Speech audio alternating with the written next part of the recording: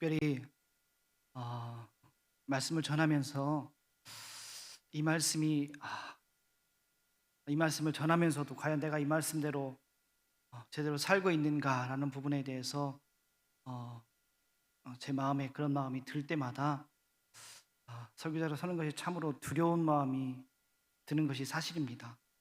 어, 성도님들께는 염려하지 마십시오.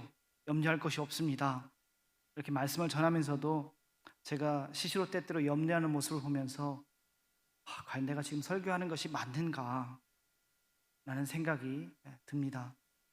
저는 돌아보니까 18살 때 고등학교 2학년 때부터 설교를 했던 것 같아요. 그래서 20대 전도사 때 그리고 30대 들어가서 목사로 초반에 사역할 때까지는 설교하는 것이 너무 좋았어요. 너무 신이 났습니다.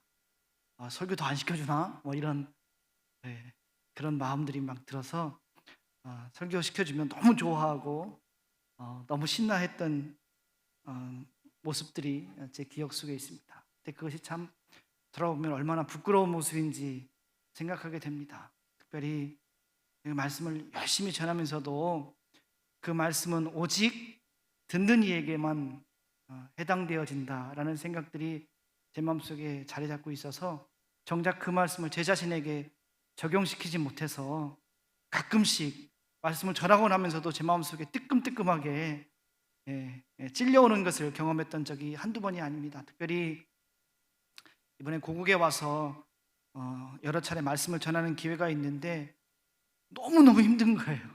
첫 번째는 이렇게 제가 이제 사역 이제 18년째 하다 보니까 고국어로 설교하는 것이 한국에 왔을 때 뭐 1년에 한 번, 2년에 한 번이다 보니까 고국어로 말씀을 전하는 것도 어려울 뿐더러 또 말씀을 전하면서도 이 말씀이 왜 너는 적용하지 않니? 제 자신에게 이렇게 말씀을 할 때, 그런 마음이 올 때마다 참 견디기 힘들었어요. 그래서 될 수 있으면 그 설교 부탁을 하지 않았으면, 설교 초청이 오지 않았으면 좋겠다라는 생각이 들기도 했습니다.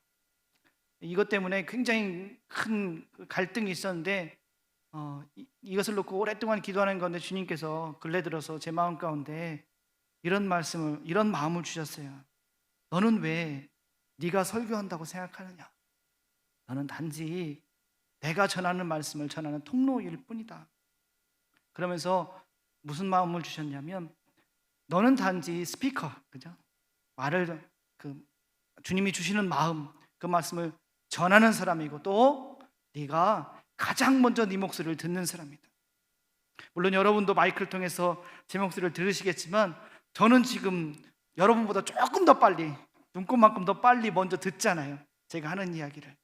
저는 이 마음을 주님께서 주실 때 엄청 큰 위안을 받았습니다. 그렇습니다. 주님께서 단지 저를 사용하셔서 말씀을 전하시는데 그 말씀이 누구보다 먼저 저에게 들리고 또 그렇기 때문에 이 말씀이 듣는 분들을 위한 말씀일 뿐만 아니라 저 자신을 위한 말씀이기도 하겠다라는 말씀 생각이 딱 제 마음속에 들어오자 제가 큰 위안을 힘을 얻었습니다. 물론 제가 이렇게 말씀을 전하는 것이 여러분에게 어떤 뭐 특별하게 큰뭐 이런 것은 아닐 것입니다. 얼마나 우리가 많이 예배를 드려왔어요. 그동안 주일날도 그다음에 수요일도 금요일도 또 특별한 예배를 통해서 또는 인터넷을 통해서 수많은 말씀을 들어왔을 것입니다. 원래 사람이 집에서 엄마가 해주는 밥 먹을 때가 살찌는 거 살로 가는 거잖아요.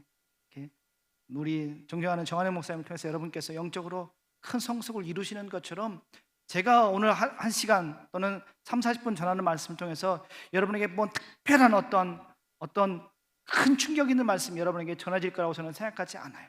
하지만 그것은 저라는 한 사람, 인간을 한 사람을 통해서 제 뭐 말주변이나 말솜씨를 통해서 전달되어지는 것이 아니라 오직 이 시간은 저라는 껍데기를 통해서 주님께서 하시고자 하는 그 말씀, 여러분 한 사람 한 사람에게 주시고자 하는 그 말씀을 여러분이 기대하시고 들으신다면 주님께서 이 한 시간이 결코 헛되지 않은 정말 귀한 여러분 삶 가운데 귀한 살이 되고 뼈가 되는 그런 시간이 되어줄 줄 믿습니다. 서론이 좀 길었습니다. 이번에 한국에 들어오니까 파라과이도 물론 그렇지만 이 코로나 사태로 인해서 특별히 교회가 큰 어려움 가운데 있는 것을 보았습니다. 세상에 있는 많은 단체들, 많은 장소들 들어가 보면 자유롭게 이야기하고 자유롭게 식사도 하는데 유독 교회만 이렇게 굉장히 엄하게 통제를 받고 있다는 생각이 든 것도 사실입니다. 그러면서 이 시대 가운데 왜 하나님께서 이런 일들이 우리들 가운데 벌어지게 하실까라는 생각도 해보았습니다. 또 우리가 신앙생활을 하면서 우리가 주변에 많은 사람들을 만나게 되는데 그 사람들이 우리가 예수 믿는다는 것을 알게 되어지고 또 우리가 의도적이든 의도적이지 않든 예수님에 대해서 이야기하고 전할 때마다 그들이 나오는 반응들이 예전과 같지 않다는 것을 우리가 경험하게 됩니다. 전에는 좋은 말씀, 그래요, 좋은 이야기라고 생각했는데 요즘에는 굉장히 말씀을 전하는 것이 어렵기도 하고 또는 망설여지기도 합니다. 우리가 말씀대로 잘 살고 하나님 말씀을 전하려고 함에도 불구하고 여러 가지 상황과 조건이 예전과 달라진 것을 우리가 보게 됩니다. 오늘 성경 본문 말씀 가운데 이런 말씀도, 오늘 본문의 말씀도 아마도 그런 내용과 크게 다르지 않을 것이라고 저는 생각합니다. 베드로전서 2장 19절에서 21절에 나와 있는 말씀을 통해서 베드로는 이런 상황들에 대해서 이야기하고 있습니다. 우리가 읽은 2장 19절은 이렇게 시작하고 있습니다. 부당하게 고난을 받아도. 우리가 예전에 가지고 있던 개역성경, 지금 이제 개역 개정판이지만 개역성경에는 뭐라고 기록되어 있냐면 애매하게 고난을 받아도 라고 기록되어 있습니다. 부당하게, 애매하게, 이 두 말씀은 동일하게 외부로부터 오는 것을 의미합니다.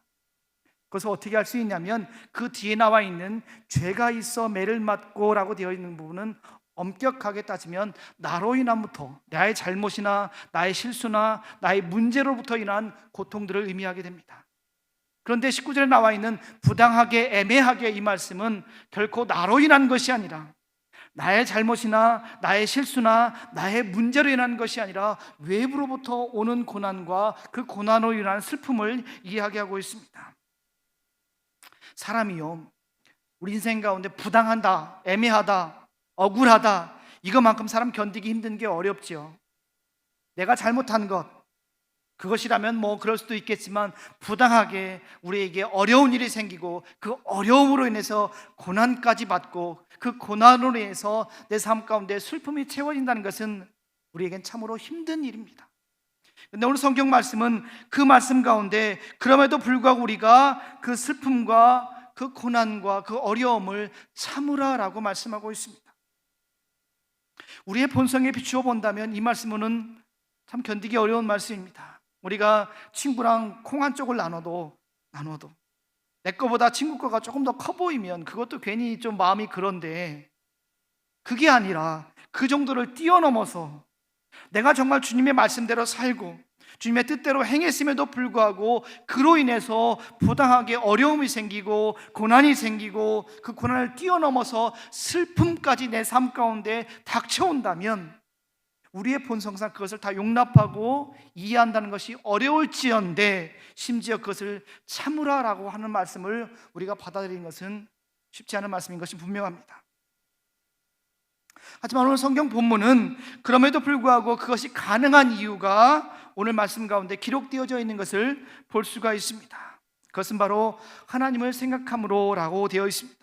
우리가 부당하게, 애매하게 당하는 모든 고난과 그로 인한 슬픔을 참을 수 있고 또 참아야 하는 이유가 오직 그 말씀, 하나님을 생각함으로 라는 말씀 때문입니다. 그렇다면 우리는 질문할 수 있습니다. 우리가 왜 하나님을 생각함으로 참아야 되죠? 하나님은 정의의 하나님, 공의의 하나님이시라는데 왜 그 하나님을 생각함으로 참아야 됩니까? 하나님도 우리처럼 우리의 고난과 우리의 슬픔을 하나님 자신도 어떻게 할 수가 없어서 나도 그거 감당할 수 없으니까 나처럼 너희들도 그냥 무조건 참어, 그냥 견뎌 라고 하시는 것일까요? 그렇지 않습니다. 하나님은 그 누구보다 더욱더 그런 부당한 것, 억울한 것, 부정의한 것을 싫어하시고 미워하십니다. 그럼에도 불구하고 하나님께서 왜 이런 일들이 우리들 가운데 가능하도록 그런 일들이 일어나는 것을 하나님께서 용납하시는지 그 다음 구절을 통해서 우리는 유추해 볼 수 있습니다. 20절 후반에 기록된 말씀, 오직 선을 행함으로 고난을 받고 참으면 이는 하나님 앞에 뭐하다고요? 아름답다라고 기록되어 있습니다. 그리고 19절에도 동일하게 아름다우니라 라고 표현되어 있습니다. 성경에 반복되어지는 것은 그만큼 중요하다는 말씀이겠지요, 그죠? 19절, 20절 동일하게 아름답다라는 단어를 사용하고 있는데, 이 단어가 헬라어 성경 본문에 보면 카리스라는 원문으로 사용되어 있습니다. 이 카리스라는 단어가 신약 성경 곳곳에 기록되어져 있어요. 근데 다른 곳에 기록되어져 있는 카리스라는 단어가 어떻게 번역되었는가를 보니까 은혜라는 표현으로 사용하고 있습니다. 그리고 제가 늘 사용하고 있는 이 스페인어 성경에는 그 단어가 글로리아, 영광이라고 번역되어져 있습니다. 즉 우리가 하나님의 일을 하면서, 주님의 일을 감당하면서 부당하게 당하는 고난과 그로 인한 슬픔을 참고, 하나님을 생각함으로 참고 견디고 승리하면 그것이 우리에게 아름다우며 우리에게 은혜가 되어지며 나아가 우리에게 영광이 되어진다라고 성경은 말씀하고 있는 것입니다. 또 이어서 주시는 말씀, 우리에게 그 이유를 설명하시고 있습니다. 이를 위하여 너희가 부르심을 입었으니 그리스도도 너희를 위하여 고난을 받으사 너희에게 본을 끼쳐 그 자취를 따라오게 하려 하셨느니라. 주님이 우리를 부르셨대요. 이를 위하여 너희가 부르심을 입었으니, 그 부르심의 목적이 바로 그것이라는 것입니다. 그리고 그 부르심, 심지어 그 부르심이 있기 전에 이 본문 말씀에 주님이 먼저 그 길을 걸어가셨고 그 모든 고난과 그 모든 슬픔을 겪으시고 이기신 후에 우리로 주님의 그 길을 따라오도록 앞서가셨음을 성경은 말씀하고 있습니다. 이는 군대에서 마치 사령관이 돌격 앞으로, 니네들 앞으로 가, 난 뒤에서 너희들 지도할게, 조종할게, 통제할게, 이것이 아니라 나를 따라오라. 지도자가 맨 먼저, 사령관이 맨 앞서 달려가면서 나를 따라오라고 하시는 것과 같은 말씀입니다. 이 말씀 처음 들어보나요? 여러분, 한두 번 들어본 말씀 아니죠. 우리가 적어도 신앙생활을 몇 년 했으면 이 말씀 잘 알지요.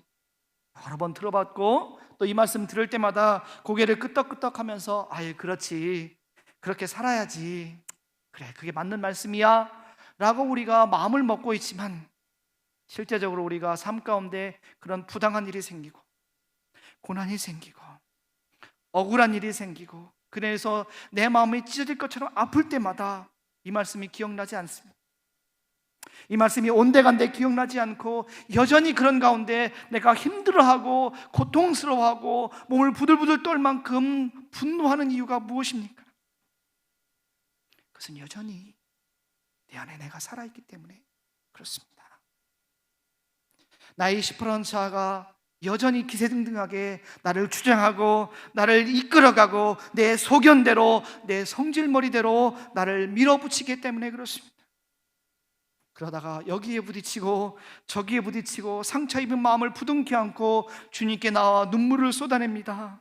우리가 한 해, 두 해 처음 신앙생활 했을 때 그렇다면 아유 초신자니까 그럴 수도 있어 라고 이해할 수 있겠지만, 우리가 예수 믿은 시간이 얼마입니까?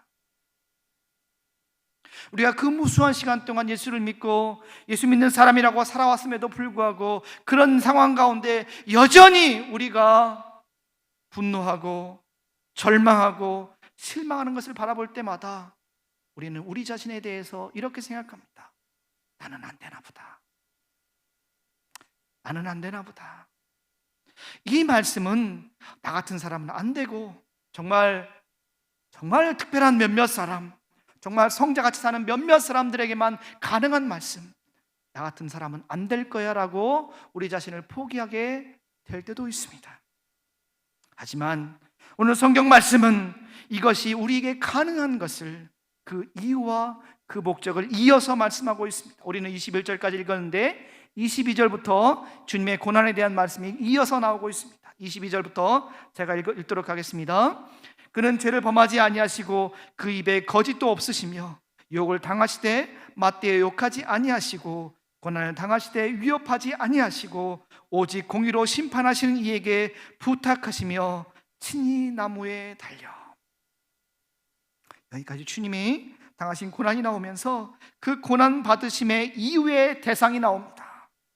그 몸으로 우리 죄를 담당하셨으니.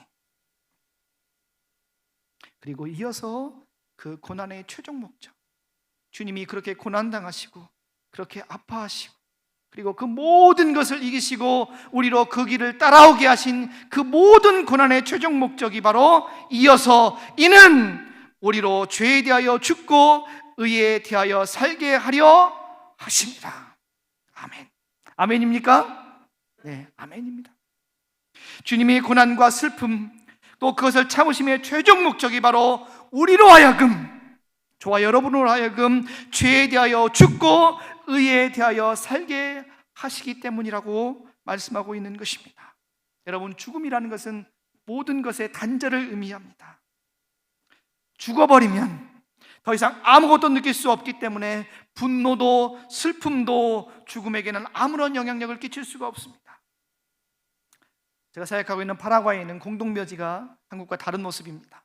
한국은 사람이 죽으면 그 몸을 땅에 묻거나 화장해서 눈에 보이지 않습니다. 파라과이는 공동묘지에 가족 단위로 묘를 만들어서 그 안에 할아버지관, 할머니관, 삼촌관, 고모관을 이렇게 넣습니다. 그리고 어떤 묘지들은 밖에 유리창이 있어요. 유리창이 있어서 그 안을 들여다볼 수가 있습니다. 처음에는 되게 이상하더라고요. 나중에 보니까 이것이 하나의 문화더라고요. 가족들이 그 안에 쫙 이렇게 모셔져 있어서 때가 되면 그 앞에 이제 꽃도 갖다 놓고 그것에 모여서 가족들이 이렇게 모여서 그 돌아가신 분들을 추모하는 모습들을 보게 되어집니다. 얼마 전에 그 남미는 축구로 유명하잖아요. 축구를 워낙 좋아하기 때문에 유명한 축구 선수가 죽었습니다. 여러분 들어본 디에고 마라도나라는 사람이 아르헨티나 축구 선수인데 그 사람이 죽었어요. 근데 그 사람이 죽으니까 그 사람도 묘를 만들 거 아니에요. 묘를 만들었는데 거기는 평소에 자신이 살던 집을 조그만한 모양으로 만들어서 묘를 만들어 놓고 그 안에 이제 관들을 놓는데 그 디에고 마라도나 묘는 화장실이 무려 7개라고 하는 아주 휘황찬란하게 묘를 만들어 놨다고 신문에 나온 것을 읽은 적이 있습니다. 참 예쁘게 만들어 놨어요. 그 안에 뭐 꽃도 갖다 놓고 참 갖다 놨는데 그 가족한테 야 여기 너무 예쁘니까 너 여기 들어가서 살아라 그러면 살 사람이 있을까요? 없을 것입니다. 왜냐하면 그 안에는 살아생전 그가 그렇게 사랑했던 그의 가족이 있는 것이 아니라 이제는 죽어서 썩어가고 사그라들어가는 육신이 담겨있는 관이 놓여져 있기 때문에 그렇습니다. 그 앞에 서면 살아생전 그의 대단했던 위세도 그의 권세도 그의 힘도 아무것도 찾아볼 수가 없습니다. 이제는 죽어서 썩어가는 시신이 놓여져 있을 뿐입니다. 육신의 죽음도 이와 같을지언데 우리가 만약에 죄에 대해서 죽는다면, 우리가 죄에 대해서 완전하게 죽는다면 우리 삶 가운데 그렇게 우리를 괴롭혔던 그 죄가 더 이상 우리에게 아무런 힘도 영향력도 끼치지 못할 것입니다. 그런데 성경은 우리가 죄에 대해서 죽는 것, 거기서 멈춰버리는 것이 아니라 뭐라고 되어 있죠? 죄에 대해서 죽고 의에 대해서 산다라고 기록하고 있습니다. 우리가 의에 대해서 산다. 그것이 주님이 먼저 친히 그 모든 고통을 당하시고 우리를 살리시며 우리로 당신의 그 길을 따라오게 하신 가장 분명한 목적이라고 말씀하고 있습니다. 우리가 이 말씀을 듣고 이 말씀을 우리 마음속에 받아들이고 이 말씀을 우리들 마음속에서 믿는다면 정말 우리의 삶 가운데 다가오는 고난과 그 고난을 위해서 당하는 그런 슬픔들을 우리가 바라볼 때마다 이것이 아무런 의미 없는 그런 쓸데없는 고난이 아니라는 것을 우리는 고백할 수 있게 되어집니다. 주님, 지금 나는 이해할 수 없지만 나의 상황 가운데, 나의 삶 가운데 지금 이 순간에 닥쳐지는 이런 일들을 나는 다 이해할 수 없지만 그럼에도 불구하고 주님께서 나의 삶 가운데 이것을 허락하신 것은 분명히 주님이 먼저 이 고난을 당하셨고 이 고통을 이기시고 승리하시고 그리고 이 고난을 통해서 내가 주님을 따라감으로 말미암아 그 길을 따라가서 주님과 하나 되어지면 내가 죄에 대해서 죽고 의에 대해서 살 수 있는 그런 최종적인 목적까지 나아갈 수 있기 때문에 주님, 이 고난을 내가 더 이상 두려워하지도 거부하지도 원망하지도 않겠습니다. 전에는 우리들 삶 가운데 고난이 닥치면 그게 싫었어요. 그냥 무조건 싫었어요. 주님, 내 삶 가운데 평안함만 있었으면 좋겠어요. 아무 문제도 없이 늘 순탄한 삶이 내 삶 가운데 가득했으면 좋겠어요. 그것이 누구나 다 갖는 마음일 것입니다. 제가 한국에 와서 산에 많이 가는데, 산에 가면 산마다 곳곳에 다 절이 있어요. 절에 가면 그 절마다 뭐를 하냐면 그 기와에다가 이렇게 소원을 쓰는 것이 있습니다. 여러분 보셨죠? 꽤 비싸더라고요. 보니까 이렇게 얼핏 봤는데 꽤 많은 돈을 내야 그 귀 한 장에다가 소원을 쓰는 것이 있어요. 우리말로 하면 기도 제목이죠. 기도 제목들을 쓰는데, 제 기도 제목들을 쫙 다 읽어봤어요. 무슨 기도 제목들이 있나 딱 정해져 있어요. 첫 번째, 돈 많이 벌고 가족 건강하고 애들 좋은 학교 가는 거. 이 세 개에서 크게 벗어나지 않더라고요. 이 사람의 본성이 다 그렇더라고요. 교회를 다녀도 절에 다녀도 다른 어떤 종교를 섬겨도 사람이 기본적으로 하나님을 모르고 주님의 마음을 알지 못하면 본성적으로 나오는 것은 바로 그런 것들이더라고요. 우리는 본성적으로 그런 것을 따라오게 되어져 있습니다. 그런데 오늘 성경 본문 말씀은 우리가 거기서 머무는 것이 아니라 우리의 삶 가운데 오는 그런 고난과 그 슬픔들을 주님을 생각함으로 참고, 주님께서 이 고난과 슬픔 가운데도 분명한 주님의 뜻이 있음을 우리가 고백하고 그것을 믿고 따라 나아갈 때 주님께서 최종적으로 우리로 죄에 대해서 죽고 의에 대해서 살 수 있는 그 길로 우리를 인도하여 나가신다는 것을 우리가 분명하게 알 수 있게 되어진다는 것입니다. 여러분, 쉬운 일은 아닐 것입니다. 단번에 되어지지도 않을 것입니다. 단번에 하려는 것은 욕심이지요. 욕심.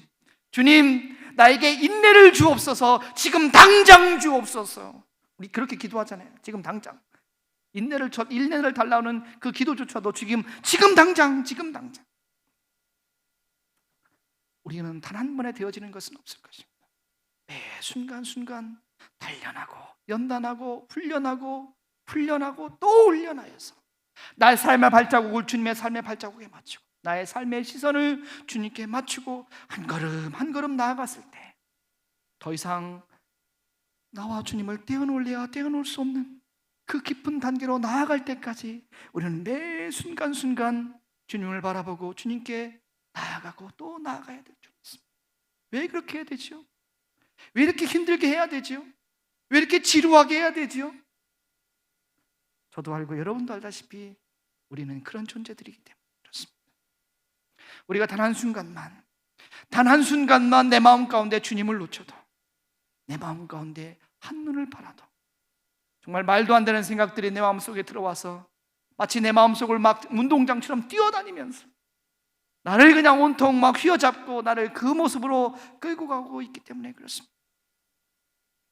우리가 예배당에 나왔을 때는 정말 아름다운 모습, 천사 같은 모습으로 아멘 아멘 하지만 단 한순간만 예배당 밖에서 우리들 마음 가운데 주님의 이름을 놓쳐버리면 마귀가 내 안에 들어와서 당신의 그 마귀의 삶의 놀이터로 우리들 마음을 그렇게 휘어잡고 뛰어다니는 것을 우리가 한두 번 경험했습니까? 그렇기 때문에 매 순간순간 점검하고 또 점검하여서 내 마음 가운데 주님의 그 마음을 품고, 지금 난 삶 가운데 내 상황 가운데 다 이해할 수 없지만 그럼에도 불구하고 주님께서 이 상황 가운데 나에게 주시고자 하는 그 말씀이 있을 것이다, 그런 주님의 마음을 붙잡고 나아가야 될 줄 믿습니다. 선교사로 살아간다는 것은 매 순간 이런 고백을 해야만 가능할 거라고 저는 생각합니다. 이제 1살 때 저희 아이 아직 걷지도 못할 때 선교지로 데리고 가서 요번에 이제 한국의 대학교에 들어간다고 해서 같이 한국에 들어왔어요. 시간이 적지 않은 시간이 지났습니다. 돌아보면 그 순간순간마다 단 한 번도 쉬웠던 적은 없었던 것 같습니다. 매 순간순간마다 어려움이 있었고 고난이 있었고 슬픔이 있었습니다. 하지만 그럼에도 불구하고 그 순간순간 저는 기도했습니다. 주님, 제가 이 상황을 다 이해할 수 없지만 그럼에도 불구하고 주님께서 부르셨습니다. 저희 삶 가운데 주님께서 하시고자 하는 그 뜻이 있을 줄 믿습니다. 내가 오직 한 가지 그 주님의 마음을 순종하며 나아갈 수 있는 힘을 주옵소서. 나에게는 아무런 가능성도, 나에게는 아무런 힘도 없음을 고백합니다. 전 그럴 수밖에 없어요. 솔직히 제가 남미를 간 이유가요, 뭐 남미가 뭐 특별히 멋있거나 뭐 특별하게 뭐 한 것이 있어서가 아니라 제일 멀어서입니다. 되게 단순하죠. 왜요? 저는 저 자신을 잘 알거든요. 힘들면 이거 아닌가 보다 하고 나왔을 거예요. 근데 남미는요, 힘들어도 문제가 생겨도 돌아올 수 없는 곳입니다. 비행기를 3번을 타야 되고 2박 3일 걸려 오는데 2박 3일 이게 도망올 수가 없잖아요. 처음부터 주님 저를 남미로 보내주세요. 제가 거룩한 뜻이 있어서가 아니라 주님 그곳에서는 제가 힘들고 어려워도 주님 돌아갈 수가 없어요.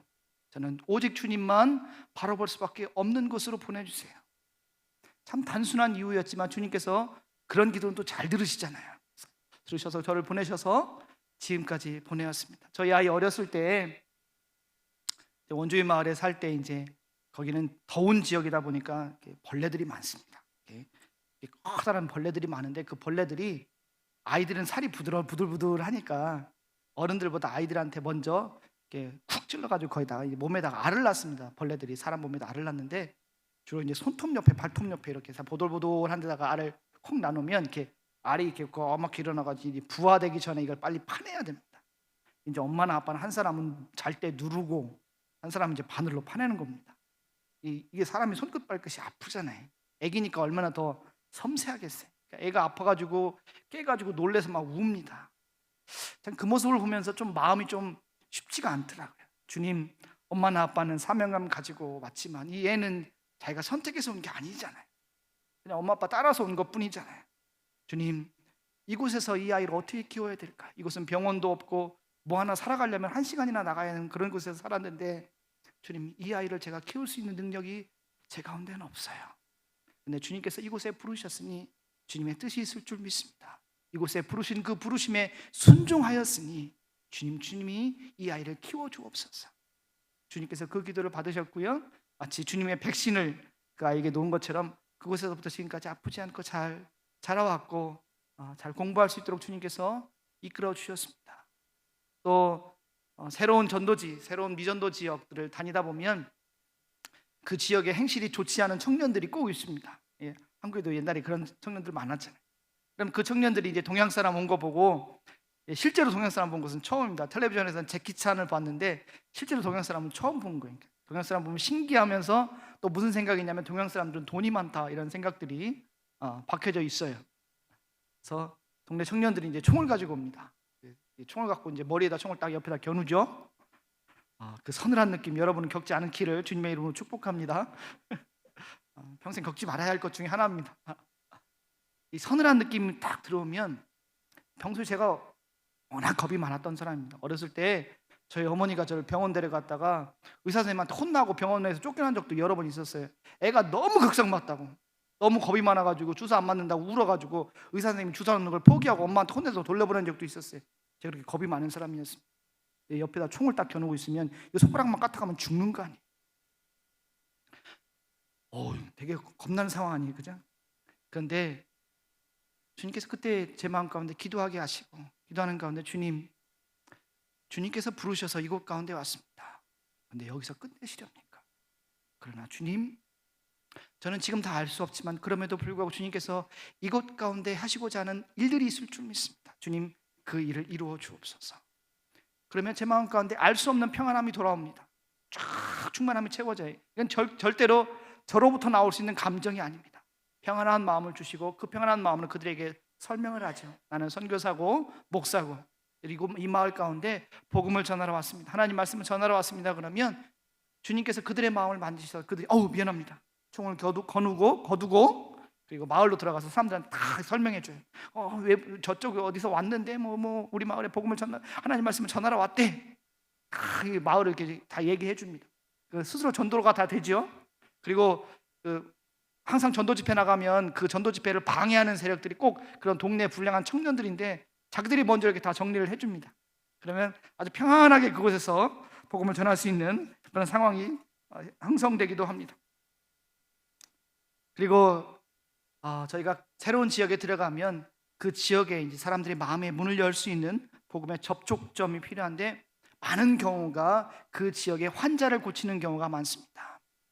먼저 전도자를 먼저 보내서 그 지역 상황이 어떤지를 정탐하게 합니다.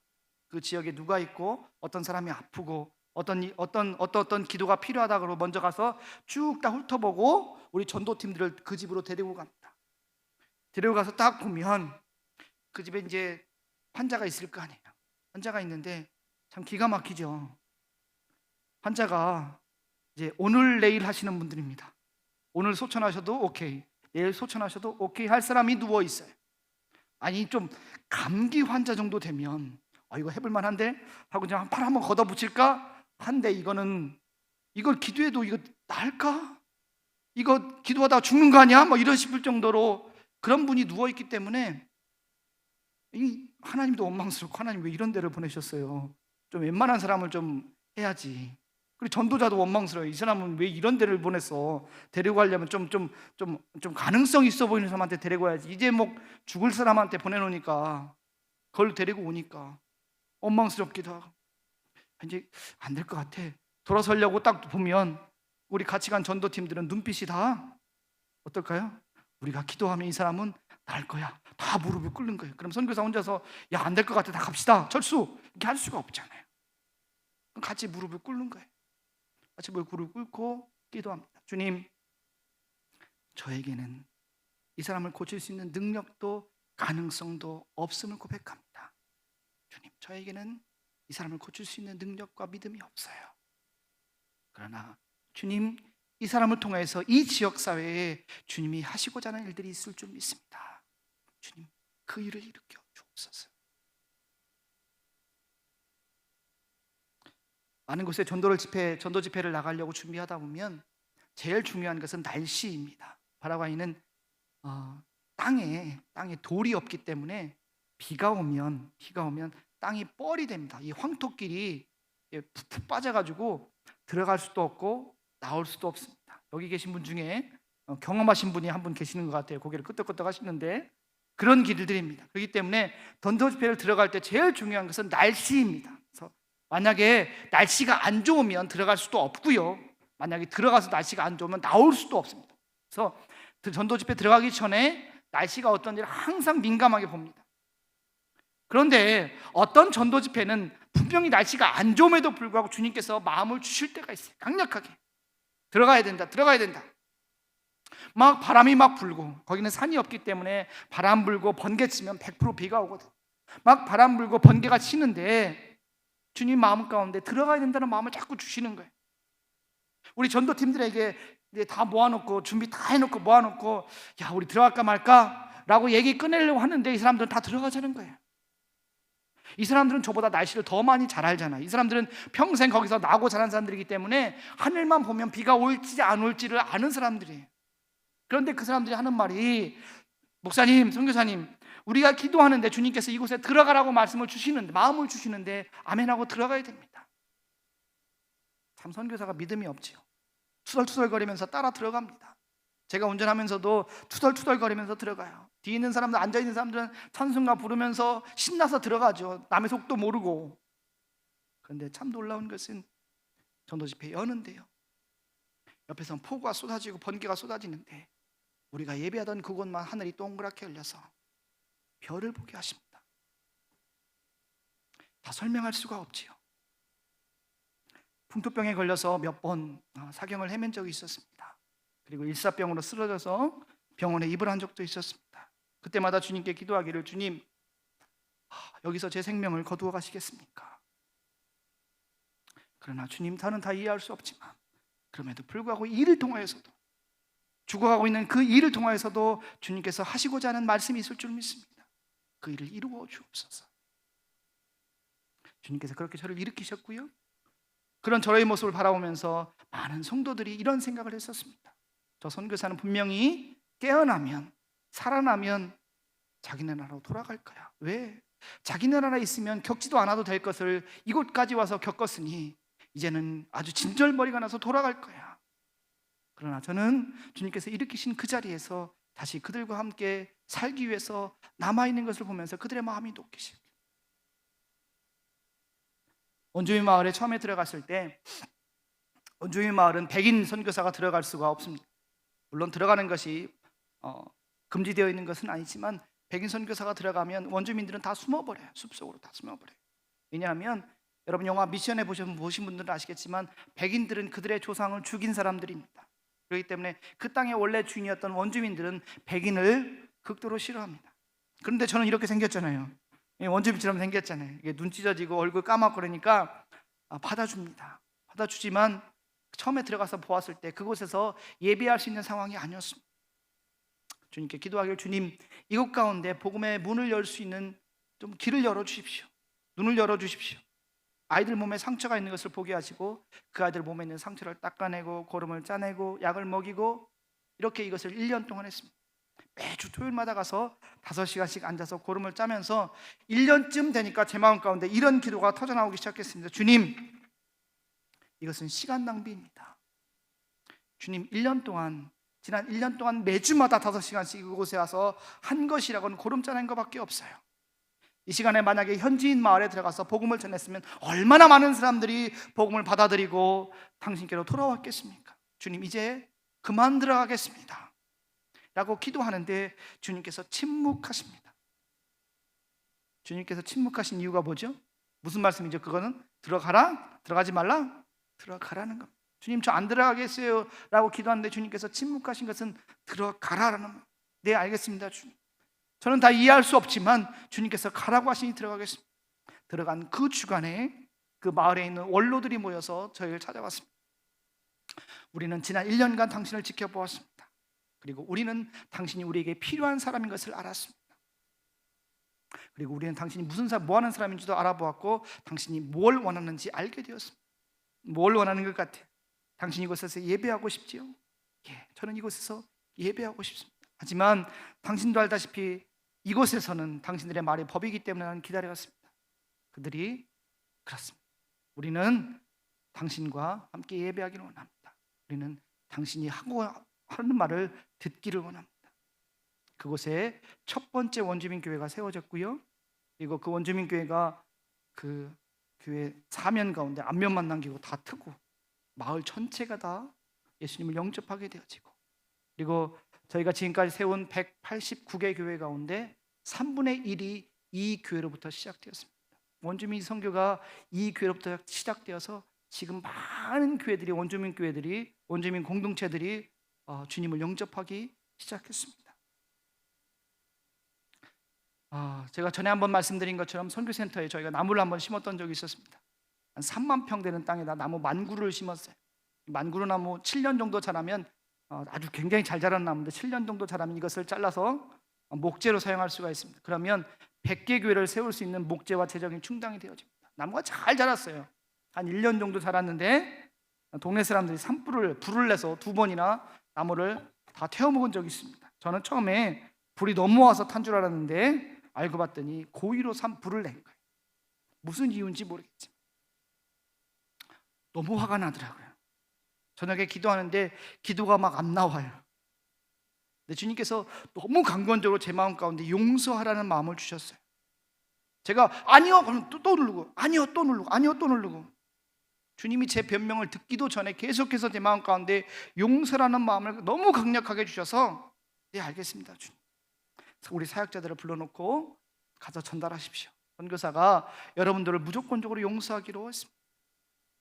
그 사람들이 선교사 얘기를 우리 사역자들 얘기를 듣고 아멘 할렐루야 하면 얼마나 스토리가 아름답게 풀려나가겠어요. 그죠? 근데 그게 아니라 그 사람들이, 선교사가 저 외국인이 우리를 기만한다, 우리가 안심하고 있을 때 경찰들 불렀다 우리를 싹 잡아서 감옥 넣을 거야.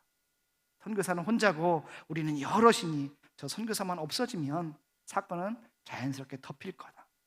선교사를 죽이겠다고 총을 들고 오겠다고 하니 우리 사역자들이 얼굴이 하얘져서 찾아왔어요. 선교사님, 우리 여기다 다 죽게 생겼어요. 피합시다. 기가 막히죠. 기도하는 건데 주님께서 잠잠히 참고 기다리는 마음을 계속 주셔요. 그 마음을 그렇게 보내고 일주일이 지나고 한 달이 지나고 2달이 지나자 선교사의 용서가 진짜라는 것을 그들이 알게 되었어요. 그들의 마음이 녹았어요.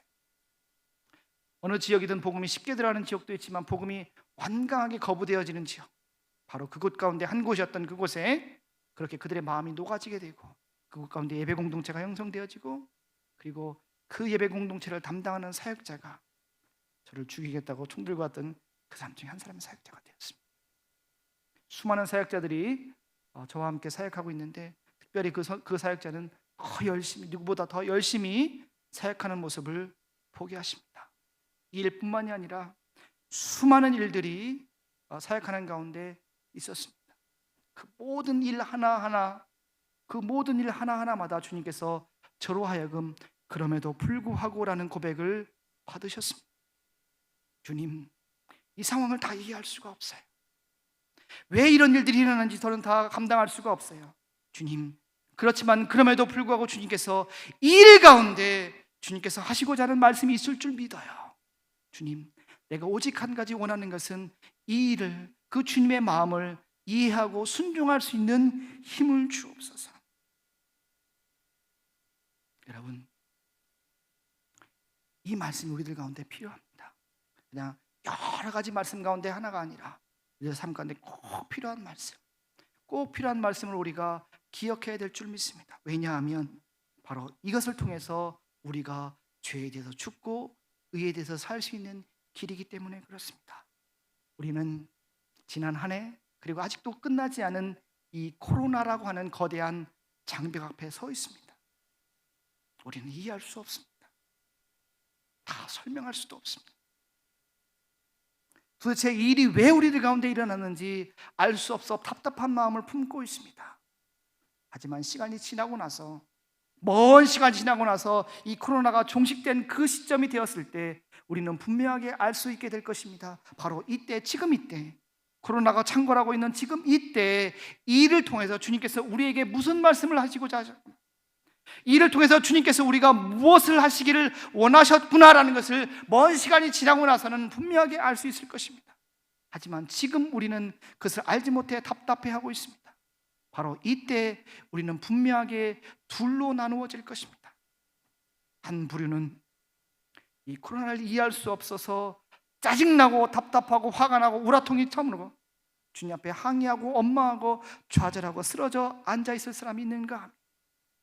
또 한 사람은 다 이해할 수 없지만, 이 상황을 다 설명할 수 없지만, 그럼에도 불구하고 주님께서 이 일을 통해서 나에게 주시고자 하는 그 말씀이 있을 줄 내가 믿습니다. 주님, 내가 그것을 순종하며 나아가겠습니다. 그 힘을 주옵소서.